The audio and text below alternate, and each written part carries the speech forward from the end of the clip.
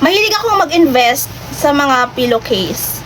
Ayan. So, ngayon, nagtry ako ng silk na pillowcase. So, dalawa na to. And then, itatry natin siya dito sa unan kung maganda. Ayan.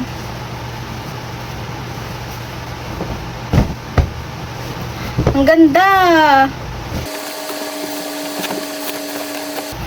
Ayun oh, ang ganda. Ang ganda ng pillowcase. Ang ganda ng silk din pala, no? Ayan, so actually, first time ko tong magkaroon ng silk na pillowcase. And ang ganda niya, guys. Tingnan nyo. Oh, 'di ba? So, meron kayo diyang iba't ibang kulay na pagpipilian. So, pili na lang kayo kung anong gusto nyong kulay. Pero yung quality ng silk natin, hindi din basta-basta ha. Kasi tahing-tahi siya. Tapos, may pang stopper dito. Oh, hindi ko alam kung anong tawag sa kanya. Basta yung normal na design ng pillowcase, which is good. Ang ganda. And, pag nakikita mo siya, hindi naman siya manipis. Saktong-sakto lang.